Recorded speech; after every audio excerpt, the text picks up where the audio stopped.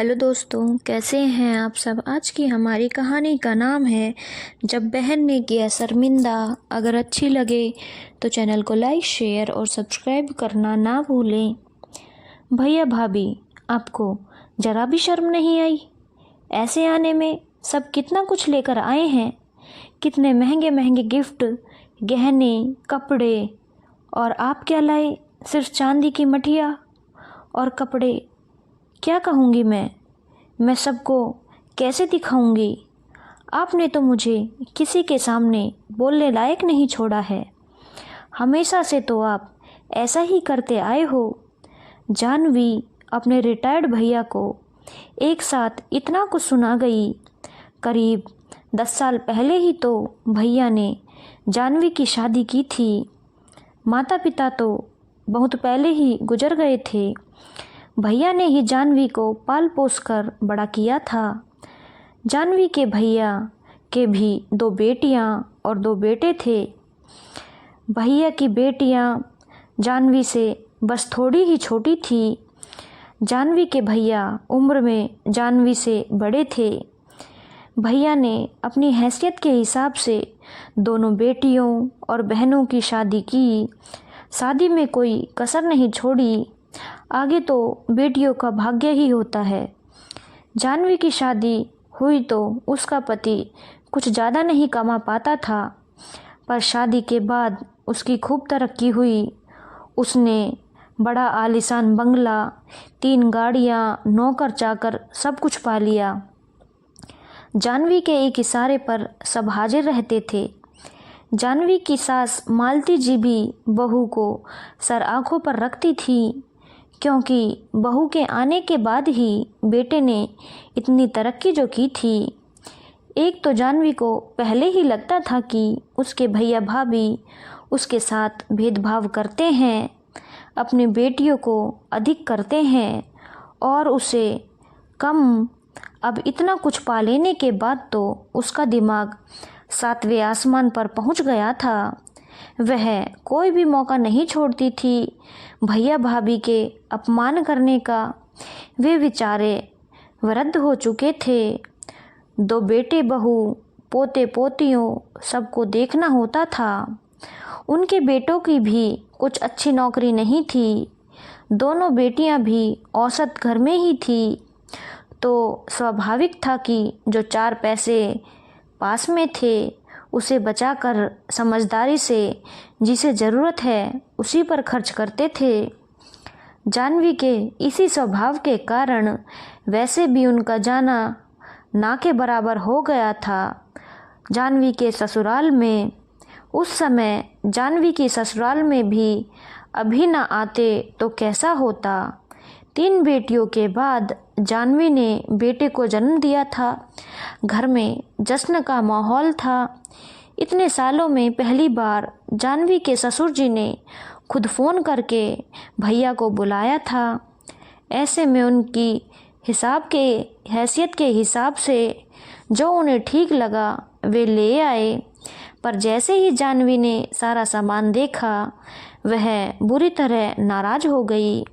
भैया यह तो जानते थे कि जानवी खुश नहीं होगी, पर उन्हें इतना एहसास नहीं था कि जानवी उनकी इस तरह से बेइज्जती करेगी।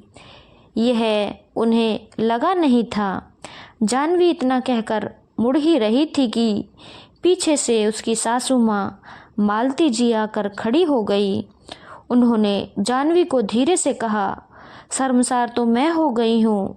ऐसे बातें करते हैं अपने बड़े भैया से, यह क्या तरीका है? जानवी के भैया दुखी होकर बोले, रहने दीजिए आप, अपना मन मत खराब करिए। मुझसे ही गलती हुई। मुझे किसी तरह जुगाड़ करके अपने भांजे के लिए कीमती उपहार लाना चाहिए था। माफ़ कर दो जानवी बहन मुझे। जानवी अकड़ के साथ खड़ी रही। भैया चुपचाप जानवी के घर से निकल गए। सासू माँ ने जानवी को प्यार से समझाने की कोशिश की, पर घर में मेहमानों को कुछ पता ना चले, इसलिए बात अधिक ना बढ़ाकर वह भी मेहमानों के स्वागत में लग गई। तब सुबह का समय था। धीरे धीरे शाम तक सभी लोग आ गए। खुसर फुसर होने लगी। बहू के मायके से कोई नहीं आया। जानवी, तुम्हारे मायके से क्या आया? जानवी की पड़ोसन बोल उठी। जानवी थक गई थी इस बात को सुनते सुनते। अब वह कुछ बोलना चाहती थी कि भैया एक सोने की छोटी चेन लेकर आ गए और जानवी के हाथ में लाकर रख दी। उसने झट से चेन खोलकर बच्चे के गले में डाल दी। अब वह पहले से लाई हुई चीज़ें भी निकाल कर सबको दिखाने लगी। यह सब आया है मेरे मायके से। जानवी का खिला हुआ चेहरा देखकर भैया निहाल हुए जा रहे थे। जानवी ने भांजे को मामा की गोद में डाल दिया। जैसे ही मामा ने भांजे को लेकर सीने से लगाया, भैया की सूनी उंगली जानवी को दिख गई। बचपन से ही देखती आई थी भैया के दाहिने हाथ की अनामिका उंगली में पड़ी एक अंगूठी। आज तक इतना वक्त आ गया था, वह अंगूठी भैया ने कभी नहीं उतारी थी। भैया हमेशा कहते थे यह पुश्तैनी अंगूठी है, बाबा ने पिताजी को दी थी और पिताजी ने मुझे, मैं भी जीते जी इसका मान रखूँगा। उंगली में उस जगह सफ़ेद निशान पड़ गया था क्योंकि अंगूठी तुरंत निकाली गई थी। जानवी भैया का हाथ पकड़ के कोने में ले गई और उनसे पूछा, भैया आपके हाथ की अंगूठी कहाँ है? पीछे से सासू माँ भी आ गई। उन्हें डर था जानवी फिर भैया की बेइज्जती ना कर दे। भैया हाथ छुड़ाते हुए बोले, कितने दिन अंगूठी पहनूंगा लाडो, तेरी खुशी से बढ़कर थोड़ी ही है कुछ। जानवी एकदम शर्म से बोली, क्या भैया आप उसे बेचकर लॉकेट और चेन ले आए? भैया बोले, तो क्या करता लाडो, मेरे पास कोई खजाना नहीं है, तू तो सब जानती है। जानवी शर्म से जमीन में गड़े जा रही थी। नहीं भैया, यह आपने सही नहीं किया।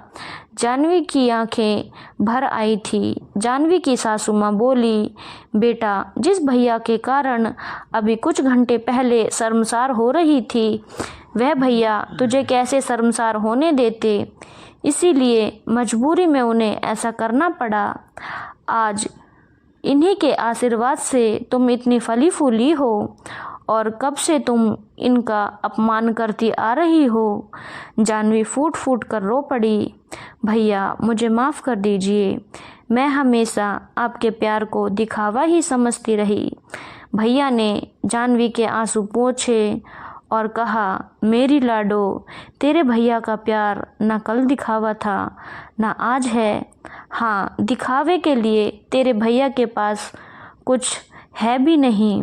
बस तू हमेशा खुश रहे, यही मेरा आशीर्वाद है।